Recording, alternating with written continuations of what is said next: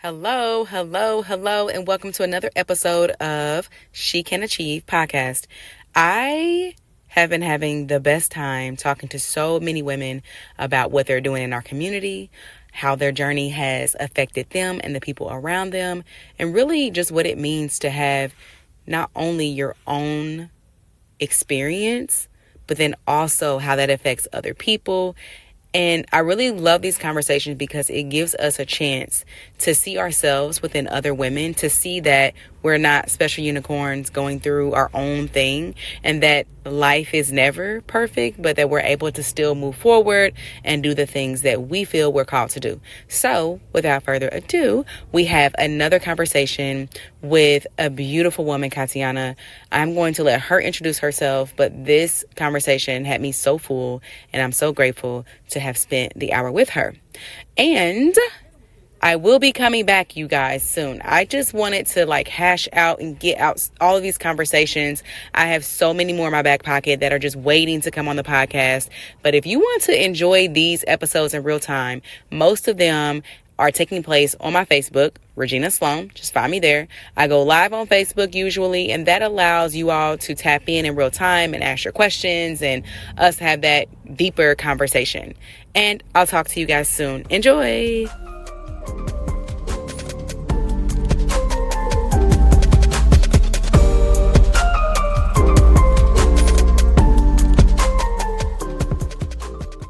All right. Hello, everyone. Welcome back to another Healing Hour conversation. I have the beautiful Katiana with me.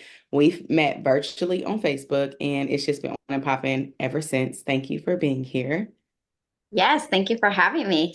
Yeah. So I met Katiana on Facebook through some mutual friends, and I just was really inspired by your post, by the things you share. I can tell by the things that you put on there, like you're just super, at least before I met you, I had the feeling that you were just super authentic, personable. Of course, you're in real estate as well, so that was interesting because we're beginners in that. And I just love like not only the confidence you exude on Facebook and social media, but really like the realness of like, I'm a real woman, I'm a mom, I have my struggles too. And I love talking to women like that because I find that in like, especially social media, we either have like people who are like super confident, they have all their things together, there's nothing wrong, and we gravitate towards them because it's just how our brain works.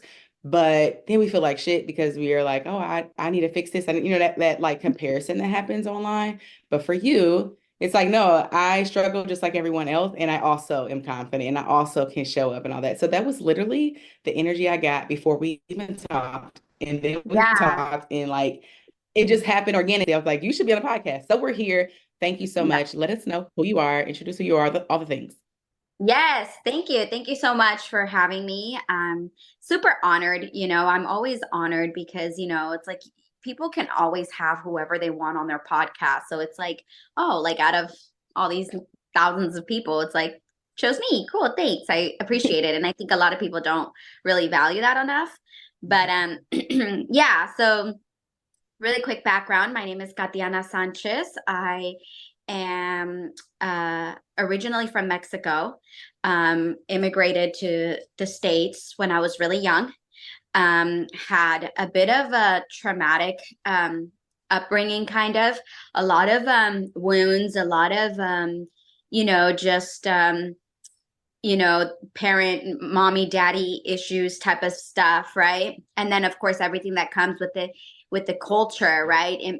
And being an immigrant and the culture this, the culture that, and then religion, right? Like, being Catholic and just all of that chaos. And then, then I ended up getting pregnant at 16, going through all of that to now being, an entrepreneur, and I have two businesses in the real estate industry that are currently, my main babies. I am a licensed realtor. I've been in the real estate industry for 11 years. And I also have a transaction coordinating business that services realtors. And then I'm also in the process of developing a software for transaction coordinators. And so I've got a full plate. I am a single mom to three amazing children. They're all teenagers now, so it's a different phase, but we're learning through it. Had to go through a lot of the co-parenting when they were young, with the dads. And so, I had a couple different scenarios where it's like one is, through the court, and then the other one we get along super great. So there's no court involved. So it's like I kind of got a little bit of both. So yeah, it's hectic trying to, run a whole household, keep everybody afloat. And so I always say I've got the broad shoulders, I can carry the weight. Oh my gosh. Oh my gosh. Thank you so much for sharing all of that. If people weren't hooked when I started talking, they are now because, oh my God, it's so much the impact in all of those, the little words, that few words that you said that we could spend several podcasts talking about. So while you're talking, I'm like, oh my God, I got to ask her this, ask her that. First, Yeah. can we please hear you say your name again because it sounds so beautiful? No, I get Please. that all the time, actually. People are like, I like how you say it. My name is Katiana Sanchez. Oh my But yeah, God.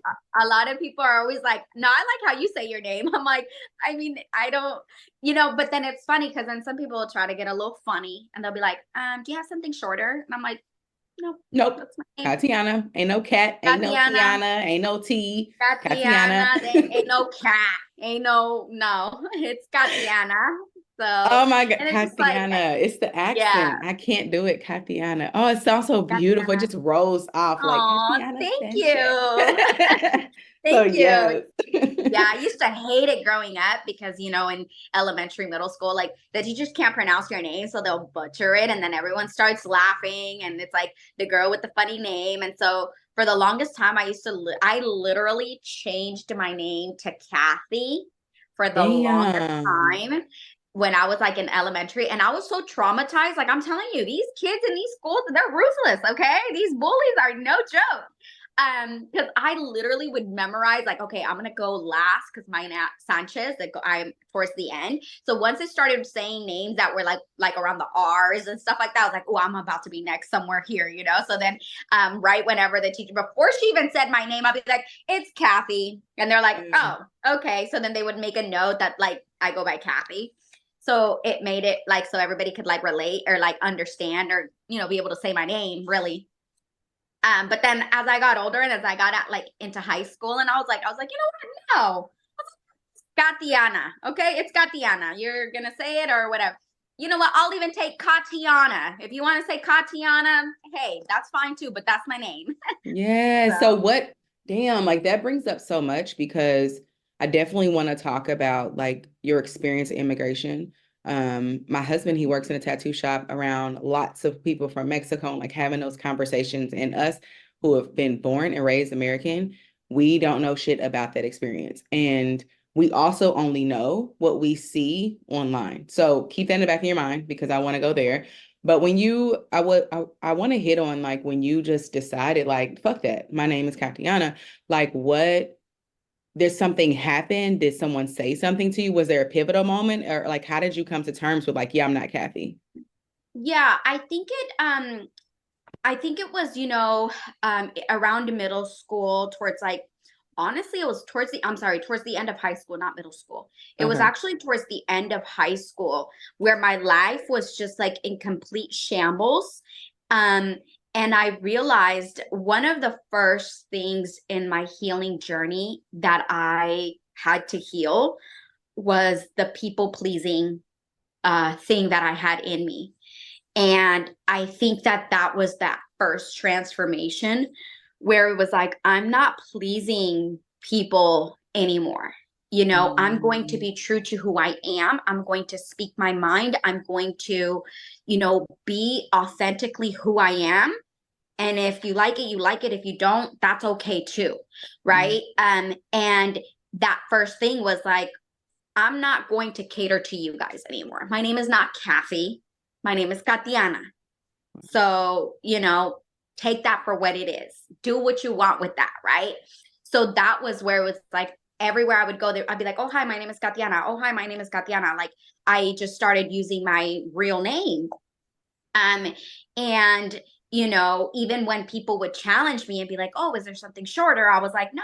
Like I was standing my ground. I was like, no, I don't have a short. I mean, honestly, part of me was just being like very like, I'm standing on business, um, because I do. My family does, but it's literally my family. They're the only people that call me Kati.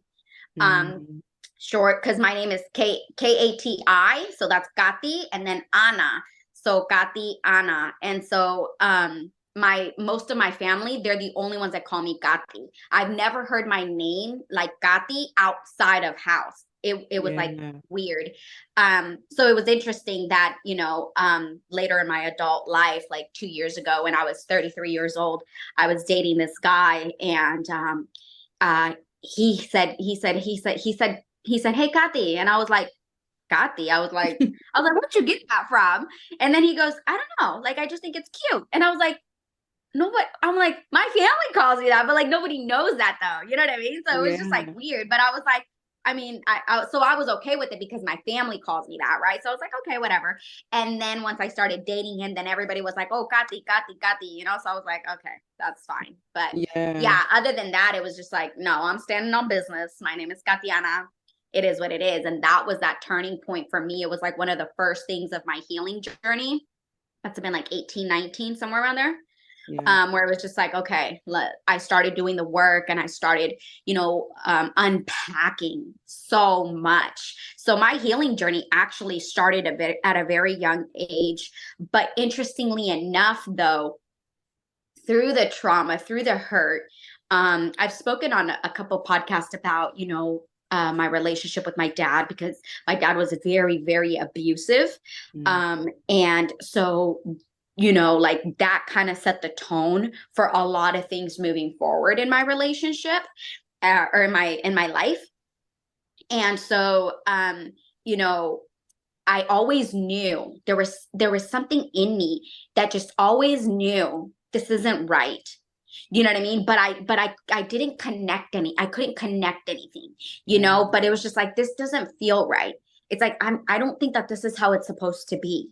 Right. There was this like, I don't think this is how it's supposed to be. Right. But then in our culture, in the Mexican culture, it's like you beat your kids, right? It's like you do, you gotta whatever with the belts and the this and the you use all kinds of tools or whatever, right?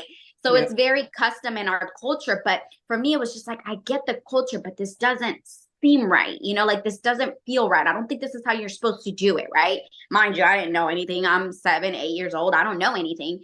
But that kind of, so then like I always kind of knew, but then once I hit 18, I was just like, you know what? Like I need to fix me because I had a child at 16, almost 17. So by this point, it's like I need to be better for her because I'm so broken. I can't even help you. Yeah. So So yeah, when you that's talk kind of how. about, it sounds like so much like came together for you. And ironically enough, you haven't said this, but just me being a teen mom as well, we can look back and you can tell me if you agree, but it's like, and I think with anyone, even if anyone is listening and they weren't a teen mom, like we can go back to like you saying you had an abusive dad or whatever our turmoil was, whatever like that negative experience we Mhm. had, we can look back and see how that pivoted us in some kind of way. So it sounds like to you, like things kind of came to a head. You're like, no, my name is Katiana. No, I'm not going to be abused anymore. No, this isn't right. Oh, I need to get myself together for my daughter. So,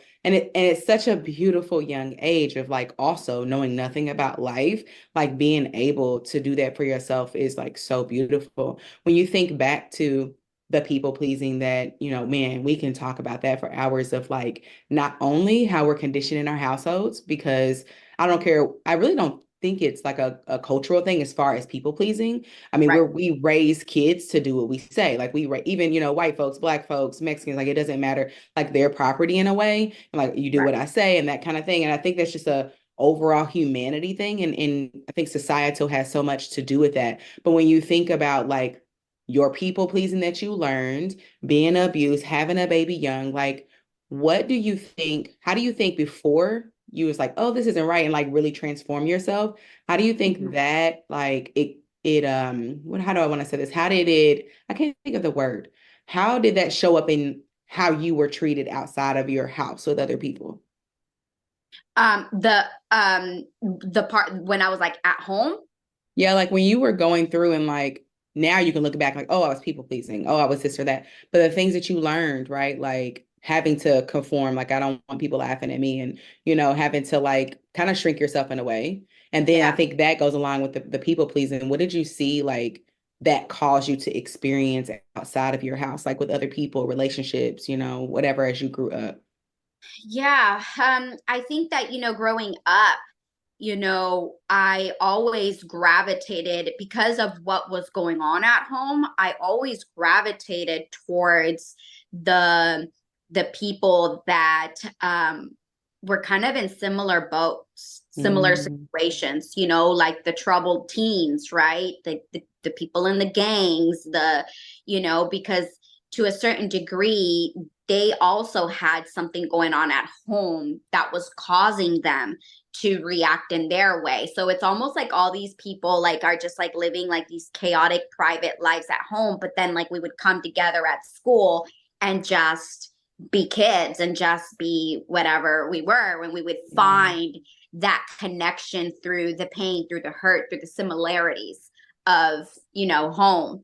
Um and so, but it affected also how I engaged in romantic relationships, right? Like that affected it a lot as well, because of especially the people pleasing part, right? I mean, I had so many different, people pleasing is just like not, one of the many things that I had to heal from. But, when it came to relationships, it's like I just like so desperately just wanted to be loved because I wasn't getting it at home. So it's like I was willing to do anything, put up with anything, whatever it was, just for that smidge of like love, right? And it was in all of my like romantic relationships. Yeah. So yeah, it just like it kind of like lowers your value almost, because you're allowing people to mistreat you, you're allowing, and then it just kind of like as I got older into high school and things like that, then it just kind of got into like where if it wasn't abusive, if it wasn't chaotic like how it was with my dad, then it was weird. It was like, Oh my God, it was yes. kind of like, wait, like, so you're not gonna hit me? Like I just, you know what Wow. I mean? So it was like really weird, and I remember the first time that I dated someone that was like normal, right? Mhm. Quote unquote. We got into some argument. He goes, "Gosh, you're such a brat," and I was like, "What did you call me?"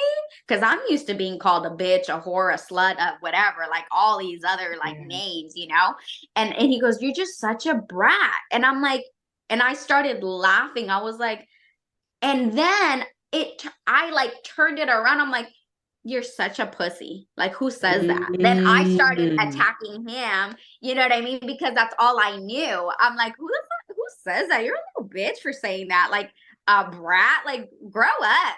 Grow some fucking balls. You know what I mean? Like I just like completely, when it was like really he was in the right, I was in the wrong. You know what I mean? Wow. So then it's like not knowing how to coexist in these healthy relationships, and then it's the unlearning of all of that, right? So it's like it's been a lot of work, to say the least. But it's interesting, I think that because I was pregnant as a teen, I Hmm. kind of had to start the healing a lot sooner than typically people do, right? You'll have 30-year-olds, 32-year-olds that had never stepped foot, 35-year-olds, right, that never stepped foot in a therapy a session or Yep. a counseling or something. They've never stepped foot in those. They don't know what that is. They don't know what it looks like. But they at least have some sort of awareness, like I have these certain patterns, but it's not to the level to where they go seek it. And I think part of that is also just, a lot of people just don't know about Mhm. therapy. There's like such a negative um you know thing about therapy. Yeah, I think especially in the Black culture, and I think your culture Oh, is and the similar to the Latinos Black too. culture. And the Latinos too. Yeah, for sure. Like I remember Yeah, my mom, like I literally told my mom, I was like, you should go talk to a therapist. And I've told her that for years and years. She goes, I'm not crazy. I was like, I didn't say you were crazy. I said, I just like, it's not about being crazy, you know? It's like, it's okay. And it's not up until recently, she's about to be 60 next year.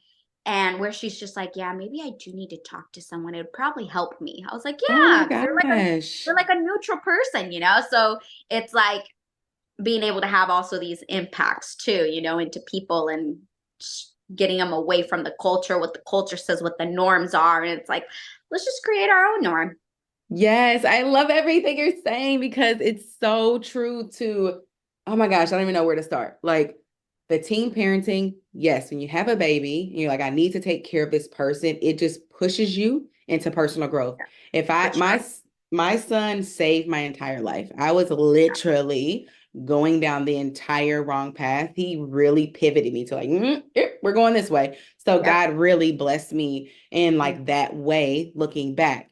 And how beautiful it is that your mom is like now like maybe. And I want like everyone listening because I talk to a lot of people and we are first generations in some kind of way. We are doing things differently in our families and it is hard. When I go to family events, I have always been the black sheep. I've always done things differently, even things down to breastfeeding, being the first one in my family to like openly do that or do it for long term in any kind of yeah. capacity and people looking like, why is she doing that? You should be covered. What is going on? Like, and Hmm. that is hard to step into a culture, your family, who taught you, who embedded these core beliefs in you of what's Yeah. wrong, what's right. So I just want to pause and like really thank you for doing that. And we see in real time how like you said, your mom, almost 60, you are inspiring her in ways that you never would have imagined. And that's just what she said. People are watching our family, our friends, people in our culture.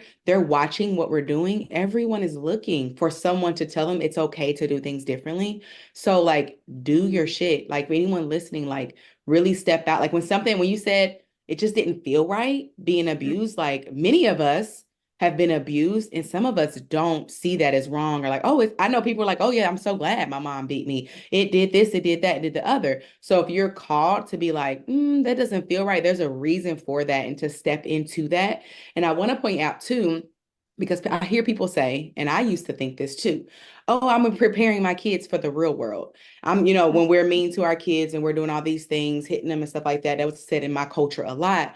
And I want to really point out what you said. I was actually thinking about this the other day. So I think it's really going to be helpful here when you talked about being treated a certain way and then expecting that in the real world, almost seeing it as like something's wrong with that person when they treat you with decency and respect.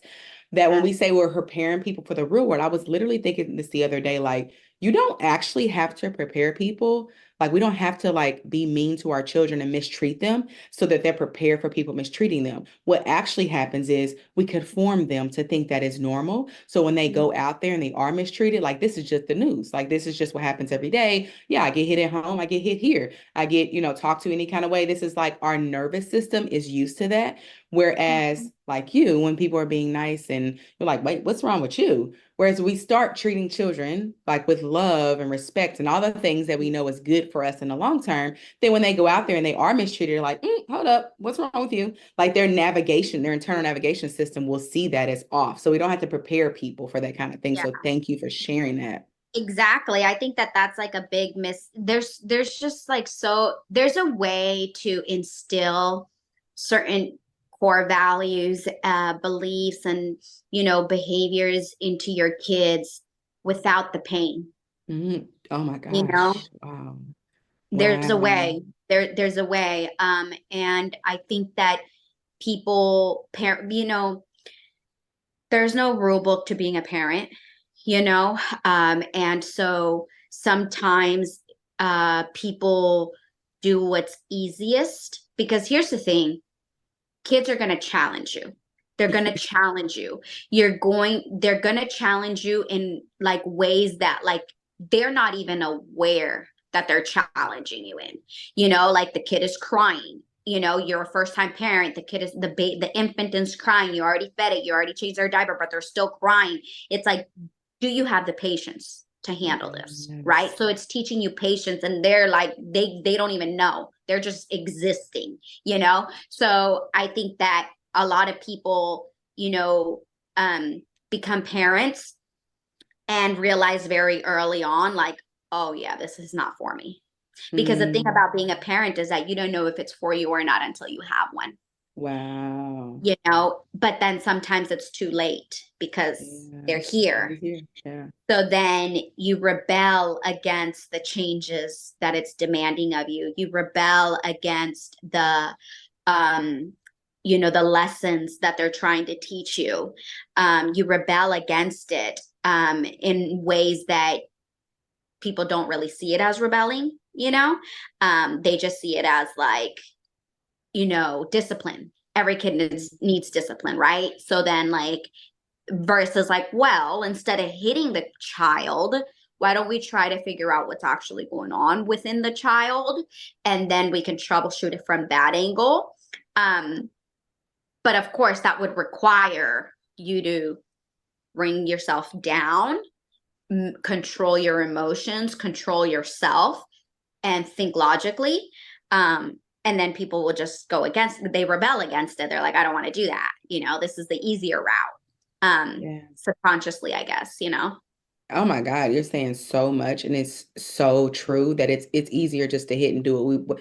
You hit and you get an immediate response. Like, and I don't have to like look myself in the mirror and slow myself down, like you said, and like, oh, actually, you're triggered right now. You're the adult. So it's like we're trying to parent Or ourselves while even just parenting. handing a kid an iPad, it's Ah, like, I don't want to hear it. Here's a I like, okay, here, just oh here. Like, I yes. don't, whatever it is. Or like, if they're at the grocery store and they're acting a whole, ass, it's like, Yep. here, take this, here, you want this? And then it's like, or they'll give them something that they're not really supposed to be playing with, keys or whatever, and they're slobbering in germs, just so that they could just shut up and let you do what you need to do. And it's like, but then that gets, It that's already grows. modeling a specific behavior psychologically to the kid. And so as they get older, into 2, 3, 4-year old, they're like, I don't understand, I don't know why. And it's just like, well, Yeah, we'll started from the go back. beginning. So with Yeah. you being a parent of three babies, tell us their ages and how you've incorporated like emotional management for yourself. It sounds like it's probably not something you learned or saw in the home growing up. So how did that Mhm. look for you, like parenting, trying to get your emotions together and then teaching them that? And what are their ages? I know you said they were teens. Yeah, so my oldest daughter, she's 19. She is going to UCSD for law. Mm, And so we're not sure what law school she's going to go to yet, but that's her plan. And she nice. actually has she works part-time at a law firm too. So Cool. yeah, so she's got a really good head on her shoulders.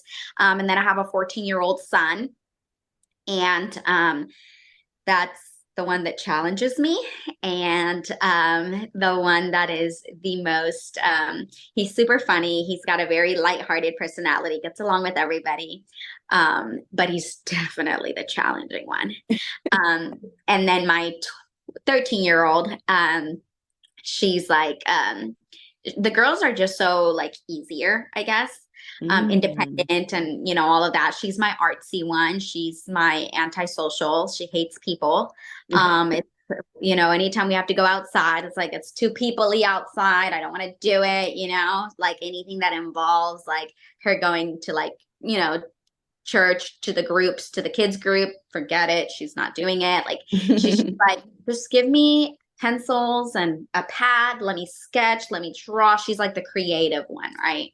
She's Yeah. really, really good at art. She like literally is in a class with like nothing but adults, so she's like Wow. really good at it. I've been thinking about maybe trying to sell some of her pieces, but we'll see. I don't know where she wants to take it, but I'm here for just empowering them in whatever avenue they want to do. I support them with whatever they want. But yeah, so they're teenagers, but yeah, navigating, a lot of that. Like, the thing is that, we have to lead by example, um, no matter what age they're at.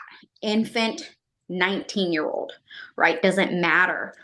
Because even when I recently, earlier this year, went through a breakup, I had to model how you handle that because they're watching. I've Mm. got eyes on me 24/7. Every single experience of my life, I am modeling it for them.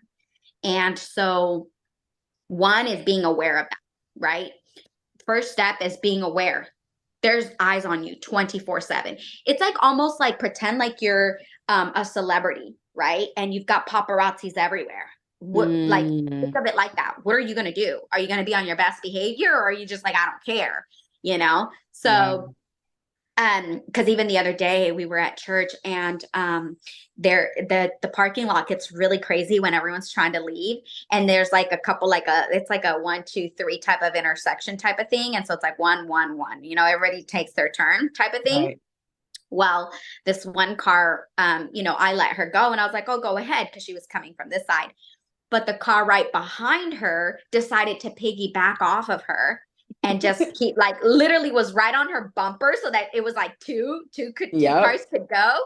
And then my daughter was like, my 13-year-old, she was in the car. She's like, what are they doing? She goes, does she not know? I was like, it's okay, baby, it's fine. And she goes, no, but she's not supposed to do that. I was like, I know.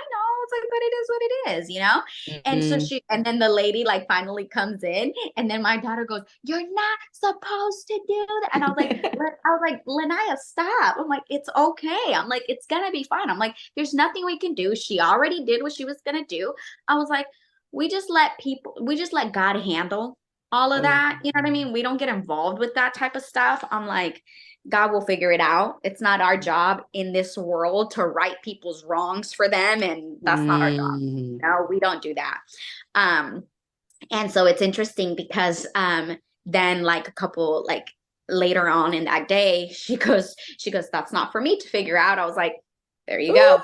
Let's go. yes. So it's like little things like that that's like constantly you're being watched. And so especially like the really, because I was having a conversation yesterday. I went to a Christmas dinner, and this lady, she was sharing how she's been having such a hard time with her 16-year-old daughter, and they're Mhm. just at odds, and they're constantly bumping heads, and they just don't have the best relationship.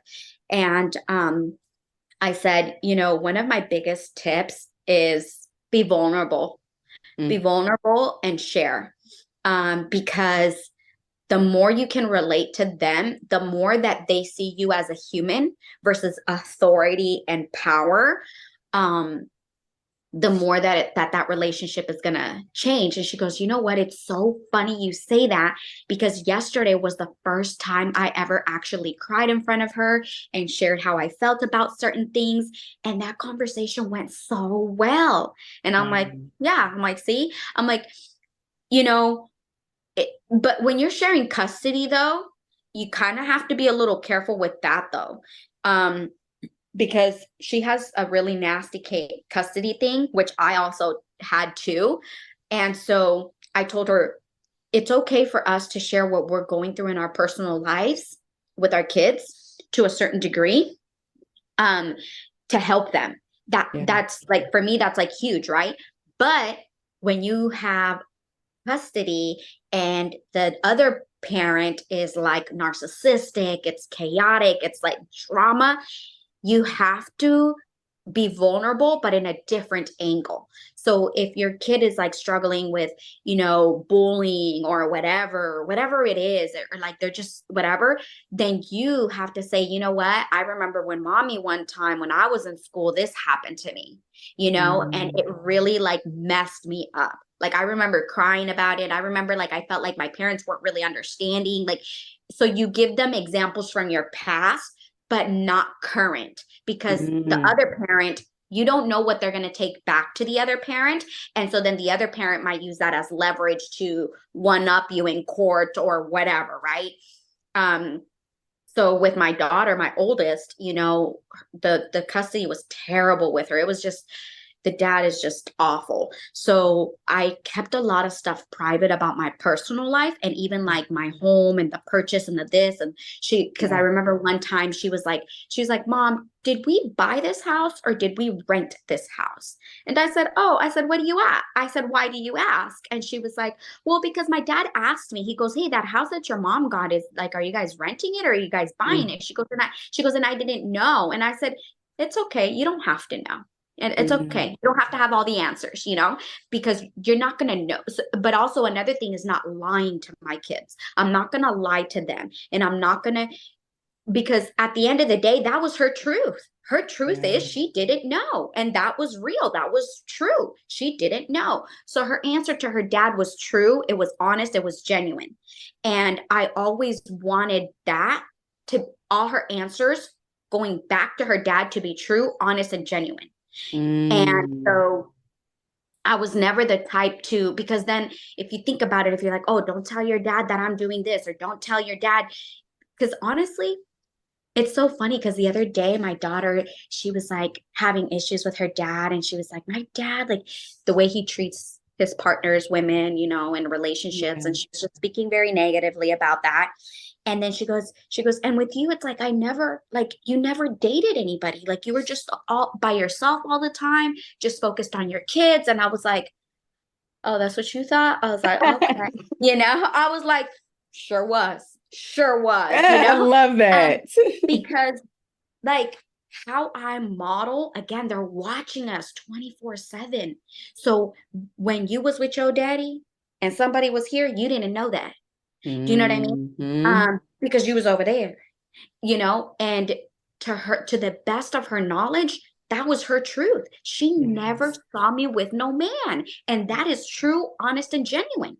I love Yeah, that. you know what I mean? Because it's like you don't know what they're going to take back to the other side. So when you're co-parenting, it's like you can still instill certain things. You can teach him to be honest. You can teach him to be, tell the truth, by how you model and how you behave in front of them and what type of information you're displaying in front of them. You want them to see um, everything. And even if you're crying or you're going through something and they're like, oh, mommy, what's wrong? And it's just like, you don't have to lie. Just say, mommy's sad right now.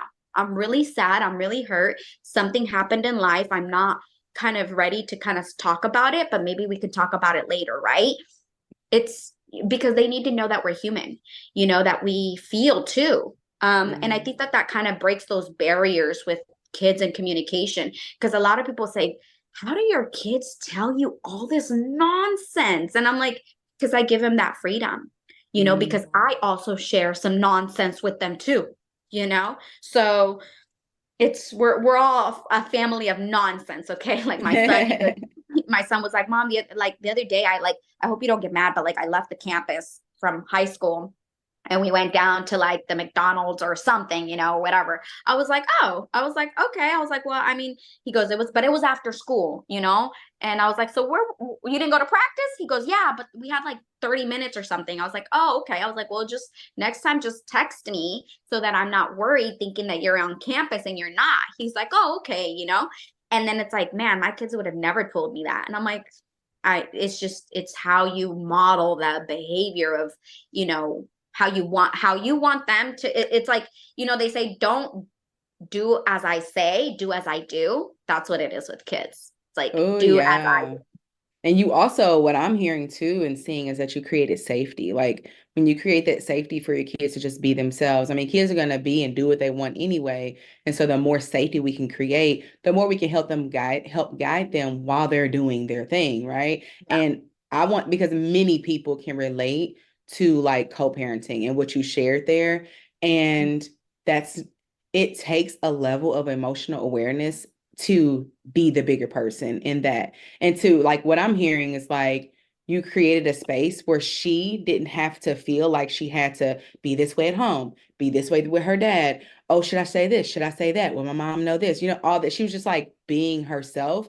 And that's so beautiful because one, that's her dad, period. Like it's always going to be her dad. And you allowed her and are allowing her to have her own relationship with him. Like that's you know what I mean? Being there for her. But then she doesn't feel, I find like a lot of parents talk about their kids, or a lot of adults who were in the similar situations, like they constantly felt pulled, like they needed to please each parent and like kind of change who they are when they're over each house. So I love that so much. Yeah, and I think it's because of how, you know, it's so true when they say that, when the parents are toxic and can't get along, the only one that gets affected is the kid. That is Hmm. so true. And I never wanted to be that parent ever. Do not put that on my resume as the one that ruined my child, because I know what it's like to have parents that ruined me. And I Mm, never want to do anything that's going to affect them in a way where now they got to seek therapy as adults, or they're damaged or they're hurt, like ever. So I never once spoke anything negative about her dad ever. Did I have negative things to say? Absolutely. I'd be right. like, girl, just with Right. girl, just with, you know what I'm saying? But like never to her though. You know what I'm saying? And they actually did the opposite. They tried to brainwash her since she was little. They just tried, your mom this, your mom that, da da da. And then she just kind of grew up with this like, oh, if you do this, if you go to court and you say that you want to live with your mom, you're going to be so fucked up. You know that, right? Like you have to say that Wow. you want to live with your dad.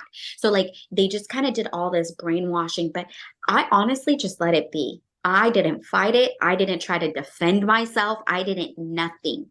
I just Wow. let it be because now she lives here with me 24/7. She doesn't go nowhere. She's permanently in my house. When she turned not even 17, she was 17 when she decided she wanted to live here. She was just so fed up with her dad. She has a terrible relationship with him, Mhm. because of, when they get older, they're gonna see They the can true see for color. They themselves. can see for themselves, and it's we in Mexico we have a saying that says, they tried to cover the sun with their thumb. Like you can't do that. You can't cover Ah, it up. You can't cover it up. yeah. It's impossible. Yeah. And so, eventually the sun is going to do what the sun does. It's going to shine. It's going to, do what it do. So, I've always believed that. And so for me, it's like, okay, that's fine, whatever. And then it got to the point where she would be like, you guys are always the ones talking shit about her. And then they're like, oh, yeah, well, what about the stuff she says about us? And she's like, my mom never says nothing about you guys. I'm like, Oop. I never did. So like they'll know the truth when they get older. Like they'll start to put all the pieces together. Everything will start to make sense eventually for them, you know? Oh And, man. um, That's yeah. going to be so helpful for so many people going through that. I'm just so glad you shared that story. When you talk about Mexico, I know I said in the beginning, I wanted to wrap back to immigration. I think that we in America need to like really be more cognizant of like you guys' experience, and if nothing else to know that we don't know shit. Like we only know what we see on the news and what's Yeah. portrayed. And so like from Mhm. your experience, how was it coming to a different culture, different country, especially like did you have experiences around people who didn't want you here? Did your parents, like how was that immigrating over? Yeah, I mean, I think, for people that say that there is no racism, they're just oblivious. They've just never been received it. Yep. But racism is still very much alive and well, and it's thriving, unfortunately. Um, but yeah, coming to another country, I mean, I think that that's probably where I get some of my ambition from, is from my dad. Mhm. My dad, because in Mexico, the thing about Mexico is that I love my country, man, but it's just so jacked up because, there is no public school systems over there. There is no public Oh, school. Everything is tuition based. Everybody's wearing uniforms. Everything is private pretty much, right? oh. But then it's like there's levels to it, right? So then like the super prestigious ones are going to be more expensive, obviously, but you're paying from the moment you're in kindergarten till that's why you see a lot of people, a lot of young kids selling stuff on the streets, because their parents can't afford to put them through school because it's expensive. Mm. Um, so there is no public school system out there, hence why a lot of the kids are ignorant. They don't know how to read, write, whatever, right? I live 25 minutes away from an international border to Mexico. Um, we cross the border often. It's here down here in Southern California. It's a thing. It's like, hey, let's cross the border and have some fun, turn up, and we'll cross right back. It was a thing, and it still is a thing. But in that crossing, you get to see how they live over there, and it's so crazy because it's literally just a border, and it's two separate Yeah. worlds.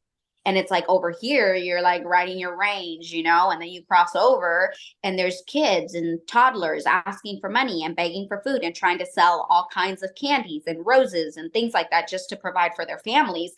And to see little kids like that, it's just like it's always a reminder of where I come from and where I could have ended up, because my dad was like, you know what, I'm not going to make it.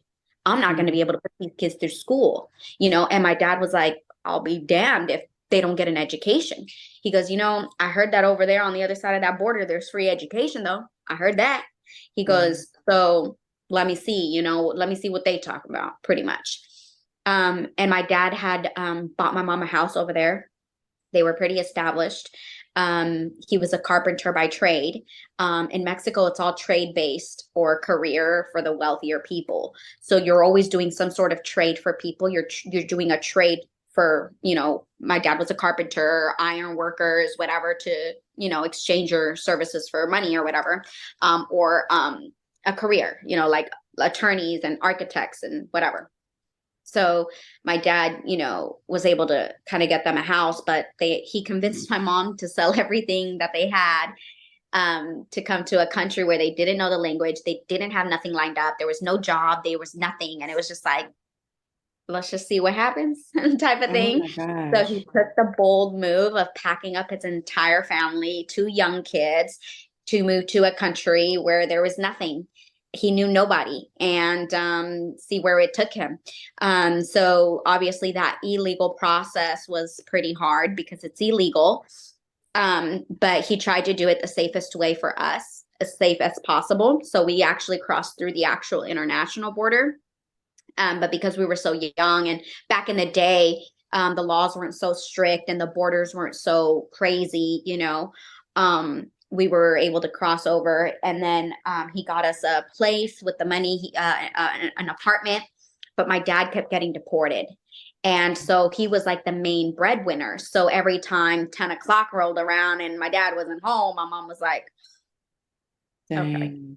So then my mom would sit there on the phone, like, it's like those old school phones with the cords. She would sit there next to the phone, like waiting for the call because she already knew what had happened.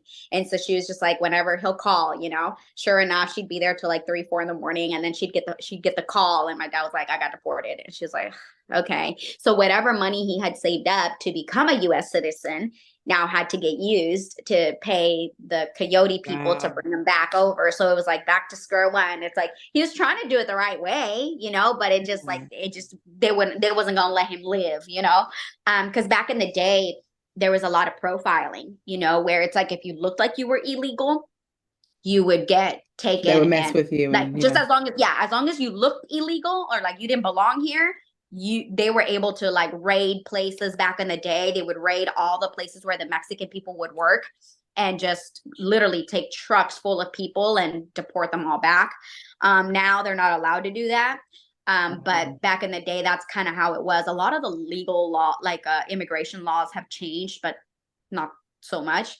But even just that whole journey was, really tough because, it's like my mom, it would take my dad like 2 weeks to come back. And so it's just my mom and me and whatever money she had to keep us going by and until my dad would get crossed back. And so it was a lot of that back and forth, back and forth. And then finally, one time my dad was able to save enough money to be a US citizen, and he did it the right way. And back in the day, the laws were a lot easier because me and my brother, we automatically became what's called naturalized citizens. Okay. Um, and so, because we didn't have to go through, but now it's harder because now it doesn't matter if your dad gets citizenship and you're underage, they have to wait till those kids are 18 to go through their own process. Like you cannot like it's a little bit Dang. harder. It's a little bit harder now. I think you can apply for your kids, but I'm not quite sure what that process is, but it's not an automatic thing like how it used to be back in the day. Mm. and I don't know much about the immigration laws, to be quite honest, but, just that whole journey too, it's like, I think that that's where I get a lot of my ambition from. And for me, it's like I have to make something of myself, because the last time that my dad came to the United States, I think that that's where he was like, I can't keep doing this anymore, because he actually almost died in those tunnels trying to come back. Because those tunnels are like pitch black. Like you cannot see anything. You have to be guided by somebody. That's what And the you can't. coyote men are. Okay. The coyote men are the people that know all the ways to cross you illegally, whether it's through a tunnel, whether Yeah. it's at a certain time through the mountains, whether it's through the river, whether it's through whatever. They know the territory, the land. They know what times they post up and all of that. They've got the whole Wow. trick down.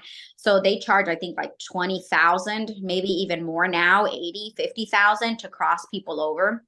Back in the day, it was Wow. cheaper. I think back in the day it was like 5,000 or something like that. But then at that time, 5,000 was also a lot of money. So, um, but yeah, so my dad almost got stuck in one of those tunnels, and he almost died and got left there. Wow. And so that's when he was just like, that was the straw for him. He's like, I have to figure out a way to not get caught and get the raid and, get deported back, because I can't keep doing this. So I think that for me, just like knowing that, it's like I had to make something of myself, because otherwise it would have been like a slap to their face and to everything that my dad ever tried to accomplish, and the reason why he even came here, and I know that my dad was actually really disappointed when neither one of us went to college, because that was like he wanted us to have a career, have a good life. He didn't want us struggling. He didn't. So, and the entrepreneur journey, that's a struggle. So it took my dad a while for him to be like, to accept that I wanted to be an entrepreneur. Yeah, and you're like He was extremely successful though. he Like was tell so us all against about it. that. Yeah. Yeah, he And I was think super because against. that's also like the fear, right? Like we're moving into a space now where we are feeling safer about that. But back when your dad brought you over, like if you didn't go to college, you failed, period. So it makes Exactly. sense. Yeah. So, then fast forward, I was like, um, I'm quitting my job at the state. I had been there for like 5 years. I was already vested. I had all my, retirement plan. That's the type of job you retire from, right? It's like Hmm. you're set, if you get your, because I work for the state of California for the Department of Public Health. Um, and the CDC, so the Center for Disease Oh, yeah. Control, and everything to do with diseases and stuff like that, and public health. So a Yeah. lot of the times, interestingly enough, we would actually cross the border and do meetings over there with the health officials from over there, because the health officials from over there would connect with the health officials here on like what's crossing the border, what diseases are crossing the border, what's happening, how can we mitigate all of this, right? So I was like, I'm quitting my job. And they're like, to do what? And I was like, real estate. And they're like, what? And I didn't have anything lined up. I was a licensed realtor. I had just gotten licensed. I didn't have anything. No deals, no nothing, but just an excitement and a passion. I'm like, I don't know, I'm gonna Hmm. figure it out. I'm gonna figure it out. And so my mom, they were like, are you crazy? They're like, what about the kids? Like, you have 3 kids. I'm like, I don't know. We're gonna figure it out. They're like, do you even have any money saved? I'm like, no, but I mean, I'm gonna do good. I'm gonna do real estate though. Like real estate is a lot of money. Like you get a lot of money. And they're like, but you don't have anything. I'm like, but I'm gonna go get that though. So it's like they were like not okay with it. And my dad was so disappointed. And they were so against it. But now like I give them money and I help them financially. And so now they're like, oh my God, they're so proud now. But it's almost like they had to see it first. Yeah. Um, and that's another thing too in our culture. It's like we're not inclined to support. It's very like tear it down. It's very fear-based. Just like how the Catholic religion is so fear-based. It's like if you do this, you're gonna go to hell. If you do that, you're condemned. God is gonna hate you. God is mad at you. It's just like, gosh, that's not the God that I serve. Like, what are we talking Hmm. about right now? So Everything is fear-based. I mean, even like, I don't know if there's Latinos listening, but even from the day you're like 2 years old, they'll be like, no, don't go over there. El cucuy is gonna get you. And it's just like, who the hell is el cucuy? You know what I mean? El cucuy. So it's like, it's so fear-based. It's like, it's the monster. They're gonna get you. You know, it's like, just to not get the kid to go into a place they're not supposed to, you know? So it's just like, so my dad was just like, no, like, what are you doing? You know? And they were like not supportive at all. And honestly, when you start as a realtor, the first 3 years are the hardest years ever. And I really wish I would have had some type of support, because you're going to have those negative self-talks. You know, you're just like, gosh, what did I get myself into? What did I do? Like, I had a really good job with really good money. Like, why? You know, you're going to question, you're going to doubt yourself. You're already going to do that for yourself. Like, you don't need the people around you to also do that, you know? So it literally took everything in me, because I had to accept, like, okay, I'm in my negative self-talk right now, you know, but then also get my own self out of it, because no one else was going to do it for me. So then it's just like, just keep going, you know? And I think for me, having God is really the key to where I am right now, you know, because I literally run to God for everything. It's like, God, I'm so scared right now. God, I am terrified. Like, Holy Spirit, just help me, guide me, speak to me, you know? And I can't tell you. I think that, you know, that's literally because when you don't have immediate people in your family that are doing that for you, you need a higher source at this point. Like, I need something, you know? Yes. And Yes. yeah. I have so many questions. Are you okay to go over a few more minutes? Because I told you I was gonna get you out of here. Yeah. I'm good. Okay, I'm like, I want to be respectful of your time. Oh my gosh, like so much that you're talking about. First of all, so people have reference. Tell us what you've done in real estate. Like, we know how you got started, nothing, no support, struggled, and now how is it looking for you? So now, yeah, so I am still a realtor, a licensed realtor. I actually started before I got licensed. I actually started part-time while I still was working at the state. Yeah, I was working with investors and flipping houses, yeah. all of that, wholesaling, all of that. I did that for about 3 years. And then I got licensed. And then once I got licensed, it's like the world just kind of took me in that direction. And I kind of didn't do much of the wholesaling and the flipping and the none of that anymore. And I became like a full-time realtor. And it wasn't up until 3 years ago, right when COVID actually happened, Yeah. where a lot of the loans kind of got stopped, and it was just, we couldn't do real estate for a little bit. So then I had to, as a single mom, improvise. I had to figure something out. And so that's where I created. But, you know, I always say, like, trust like, don't question, why is this happening? Why? Like, just go with it, because God has a plan. He has a plan to prosper us and not forsake us. And if that Mm, is really true, then this is part of the plan, you know? mm. So, you know, when that happened, I actually started to do the transaction coordinating business to keep things, you know, the bills paid or whatever, not really thinking much of it.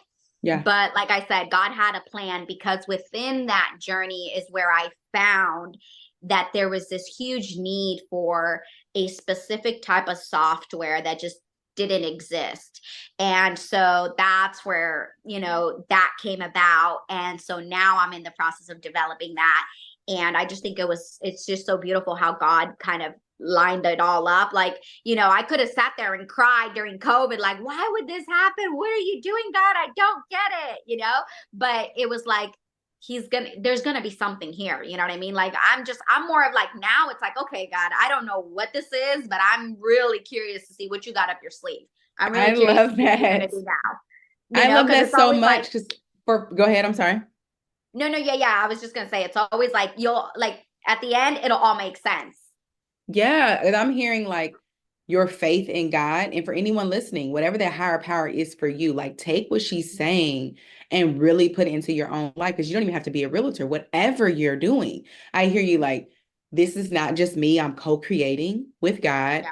I'm trusting because you could have, like you said, when that happened with COVID, your brain is like, no, this is how it's supposed to be. And it's not like this. Something has gone wrong. And you're like, just going with the flow. Just like, okay, I'm trusting. I'm fully trusting and like being open to pivoting and look at what that, you know what I mean? Like, I was talking to a friend last night about this because she's going through a really rough patch right now. And like 2 years ago, money was coming in. They were going on shopping trips. They were vacationing, buying back here, doing all this, doing all that. Now she doesn't even know how to pay her bills. And it's like, this sucks, but life is not supposed to be like this uphill thing, like, or even, you know what I mean? It's not just supposed to be very smooth. Like we go through our valleys and mountaintops, and like that's just part of the I think experience. You're going to come back.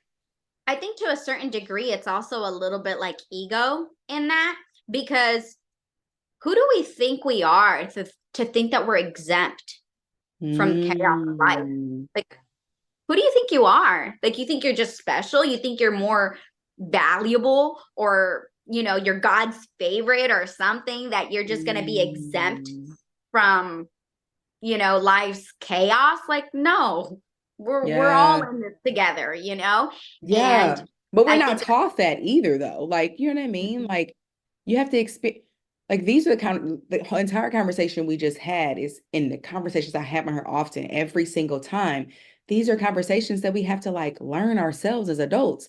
If we're taught, like, for example, if we're having conversations with our children at the dinner table, how did you feel today? That's awesome. What did you go after and it didn't work out? You know, how did you feel? Or if you're not failing, then you're not doing much. Like these concepts that we know as adults now, but if we can wire our children from the beginning to know, oh yeah, failing is part of the process. I'm actually going to fail to succeed. Then they yeah, embrace that. And it's not this thing like, oh my God, what is happening? Life is over. Because yeah. like we're just conditioned, like there's a right, there's a wrong way to do everything. And that things aren't just like the even with our kids, right? When our kids are Yes, like and being even like evil. there were so many times where, like, as a single mom, it's like I'm breaking down, back in the day, it's like on the just trying to be an entrepreneur, trying to figure things out. It's like breaking down, and it's like, mom, why are you crying? It's like, I don't have money. I don't know how I'm going to pay the bills. I don't know how I'm going to pay this place, like whatever it was, wherever we were living at the time. And just then fast forward to now, it's like they can see, oh, these are real emotions. People really do panic during these type of situations. My feelings are valid. I'm really freaking out about X, Y, and Z, like mom freaks out too, so then it's like, but Mm, then look at mom, like we're good now, like we're better or whatever, so I think it just allows you to, even like when it comes to relationships too, it's like, the heartbreaks, the this, the that, it's just like, that's life. It's going to throw mm, curveballs at you, and it's going to see, will you break? And it's just like, all right, but I'm very big on feeling your feelings. Feel your feelings, mm, process them, sit with them.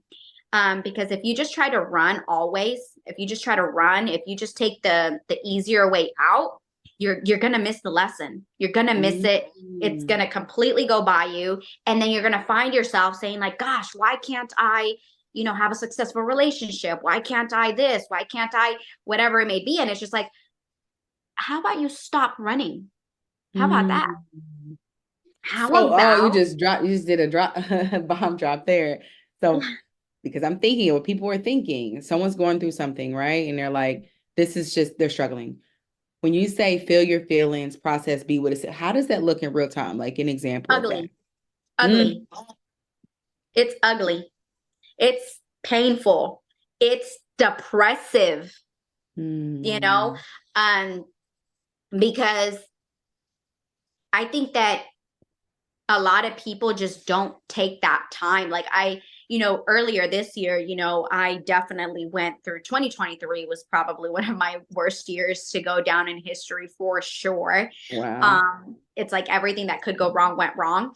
But I definitely found myself extremely heartbroken, extremely heartbroken.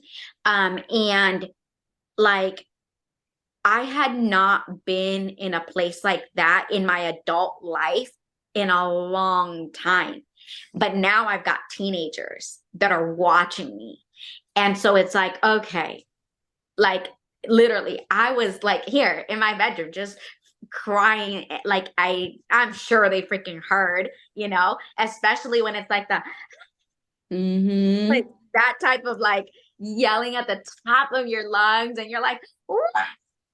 you know, and you're just like letting it like all out, just like it's okay, feel it, it's hurt, it's painful, it's anger, it's the audacity, it's the nerve, it's the whatever, you know what I'm saying? Let it out, and find an outlet that is healthy for you, because I was writing and journaling, and I was like, and fuck you for this and fuck you for that, you know what I mean? Like I was just like letting it all out.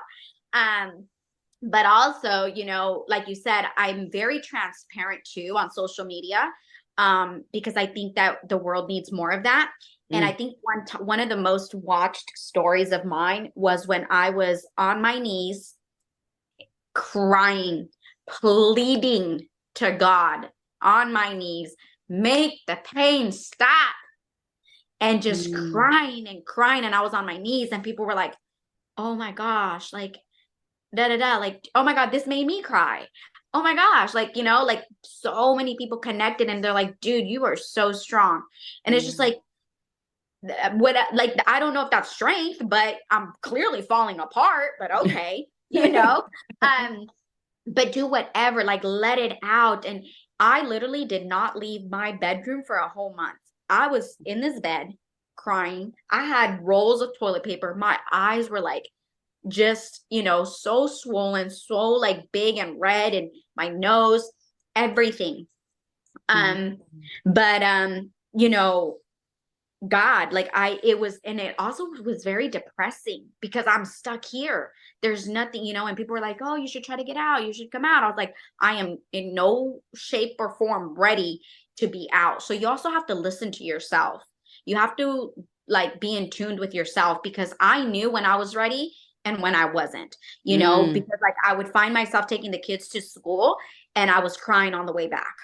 I was like every 5 seconds I was crying. I was like, okay, the moment that I stop crying, that's when I can start going out. But I don't trust myself around people right now, because I'm just going to cry. I'm just going to, especially if they're like, oh, hi, how are you? It's like, I'm not like, fine. I'm not, Yeah. Like, And I want to use your example to point out in this moment what we see happen when we're going through heartbreak, usually, or what we may be doing. So when people are like, well, how do you process? How do you allow it? How do you, everything you're talking about? If you're going through something and you're scrolling, you're not really there, you're overeating, you're shopping, you're going out, finding the next one, you're doing like when that's like keeping our minds busy. So we're not feeling and being with the process. yeah. And I think honestly, let me say this in a way where I got to be careful with this one, because I think that, because it might be a little controversial, but I think that you do have to think about it, because you know how sometimes people are like, oh, just don't spend too much time in there, like it's okay to cry, it's okay to whatever, but don't spend too much time, get yourself out there, get yourself distracted. Yes, absolutely, but everybody is different. I did not feel okay until 3 months after, where I was like, okay, I'm ready to come out to the world now, but 3 months, that's a long time, and I know that some people like friends, right? They're just like, dude, it's freaking been like a month already, dude. Like get over it. Like, or dude, it's already 2 months. Like, I'm a little concerned. Like, it doesn't matter. Like, think about it, talk about it constantly. Like, honestly, I'm so grateful for my best friend, because like she's probably sick of it, because it's like, I'm feeling this today. And oh, and another thing, you know what? And then it's like every 5 minutes, it's like, oh, and you know what else too? Now that I think about it, because what, and it's like, yeah, it like let it all out, talk it out, like write it out. Hell, record yourself and talk it. Whatever it go is, to a like therapist, like whatever you go have to to a do. therapist. Yes, stay there. You know Spend time what? there And what until people it need, doesn't hurt. Yeah, what people need to see is that now you're not busy running around. "Oh, I gotta do, I gotta," because you haven't felt it. Like it doesn't, not that you're not hurt when you think about it. Like we could bring up Sure. memories anytime and we create those emotions in our body, but Right. it's not like this huge thing over here in the closet that you just kind of shoved in and you got to kind of keep it closed. You took that Exactly. time and it took time and it sucked and all that, but now you can experience life. Yes, absolutely, Yeah. 100%. Because that is what it is, you know, like now it's like been 7 months and it's just like I'm back to it. I like one of the things that I always like say is like when you can tell the story without crying, you're Mhm. good. You're good, you know? But even now, like I'll notice like me and my best friend will have a conversation about it and something, I'll say something and it'll trigger it and I'll start crying because I was like, oh, okay, that's there's something there. But then I'm Mm. the type of person that it's like, okay, well, let's go there though. Okay, like let's figure that out. Like I want to clear it up so that it doesn't come back up again and it triggers me. So like I'm just like, where's all the dirty laundry? Like let me figure it all out. Like I need Yes. to, you know, because I don't want anything. I want to be have a fresh, clean slate, you know, for my next relationship to where I'm whole, I'm healed, I'm good, I'm not bringing anything from the past. And I feel confident knowing that, like, okay, I took care of me first. Cause now I can Yes. go back to giving, you know, like, cause I don't think that, you know, heartbreaks or relationships or certain experiences should affect or change who you are to your core. You Hmm. know, this isn't going to stop me from now loving someone. No, I'm going to still do the same things I did. I'm going to love hard. I'm going to be committed. I'm still going to be me. You know what I Yes. mean? But just And now it's like, it sounds like why it's easier too. When I'm hearing you talk is because you're not afraid to experience negative emotion.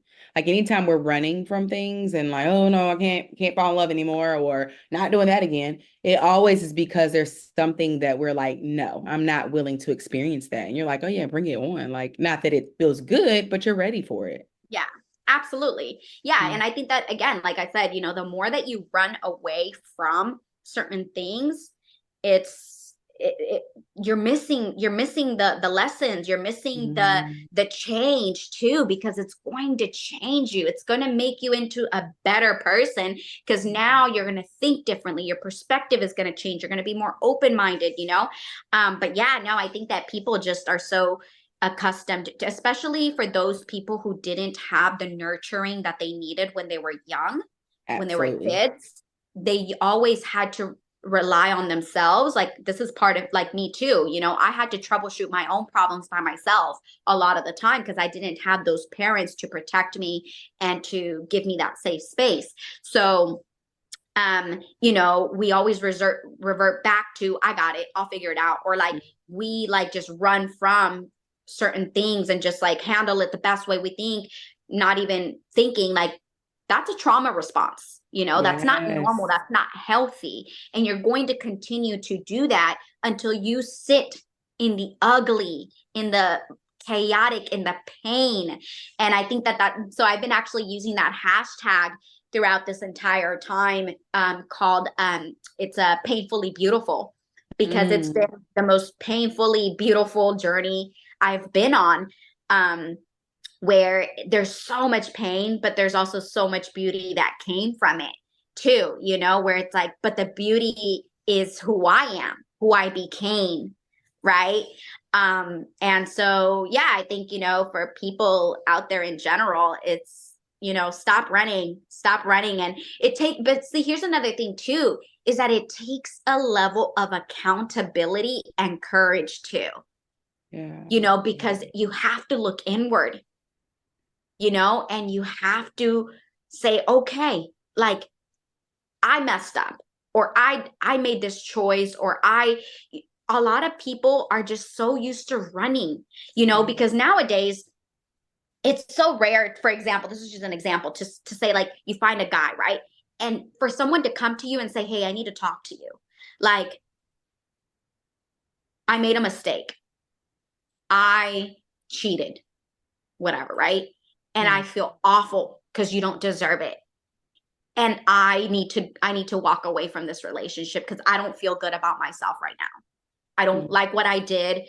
I don't I don't understand why I did it. I No one does that now. No one. Everyone would rather say, you're not doing this, you're not doing that, I'm out.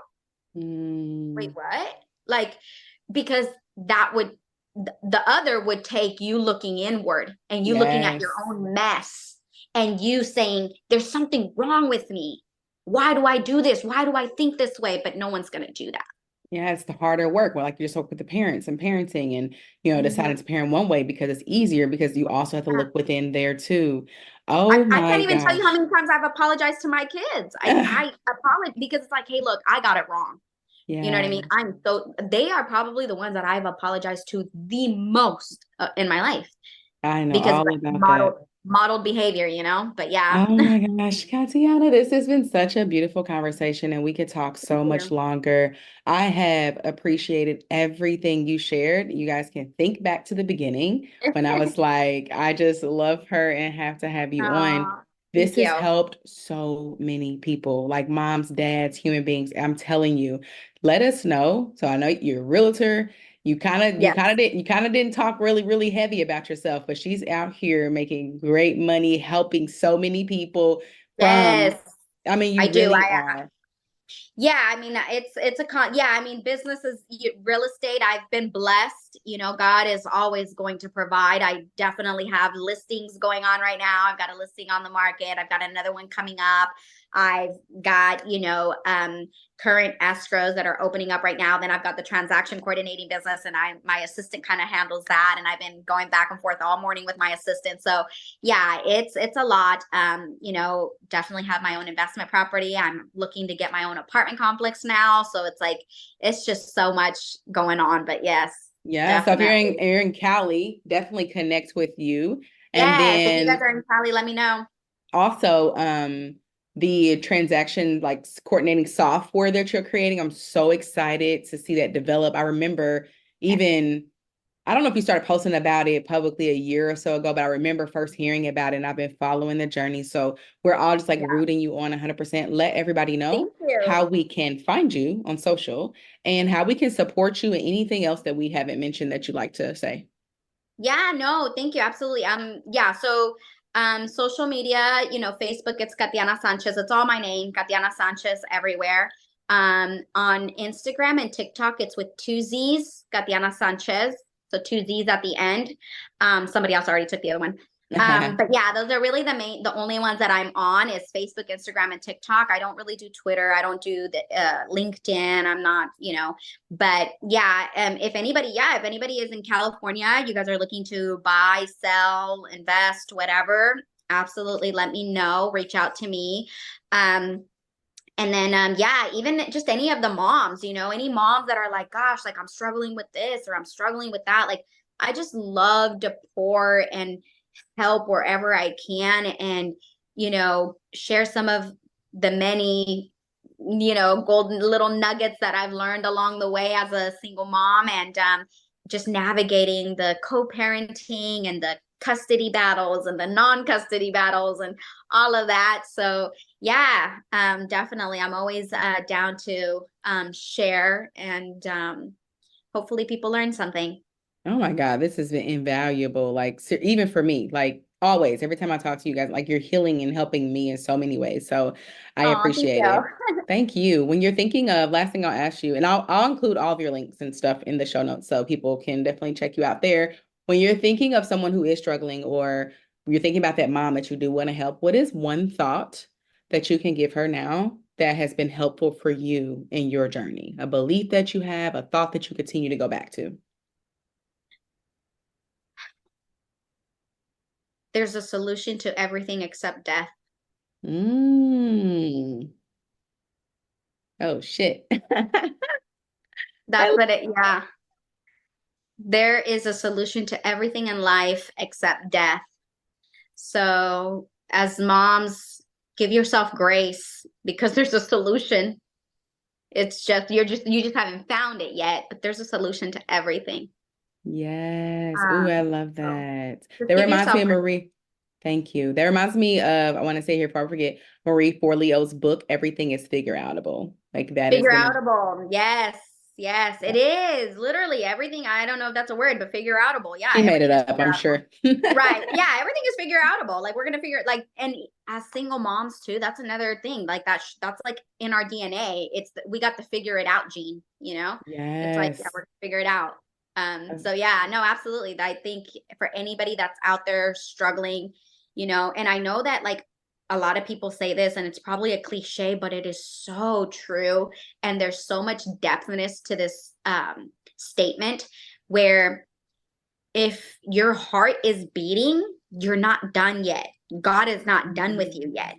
yet. So it's like, and I know it could be like, okay, I don't get it, or it's super simple, but no, like you've got this. Like there's still so much to be done, and it's gonna be fine. It's gonna be okay. Like, it's like 3 years, 4 years, 5 years from now, you'll look back and you'll be like, wow, like I really did overcome that. And then you'll probably laugh at the dumb stuff. It's like, oh, I remember when that one time I was crying about whatever. And it's like, yeah, It's fine. Yeah. that's That fine. was so funny. Oh my God. Thank you so much. Thank you so much for Yeah, being here, for no. blessing us. I can't wait Oh, to connect with you more. I yeah, no, appreciate thank you it. so much for having me. I appreciate it. It's been a true honor to speak to your community, and I Yeah. love your group that you have on Facebook. So, yeah. Yeah. Hell yes, because of moms like you. Shit. I appreciate it. All right. Thank Thank you. you. All right. Bye.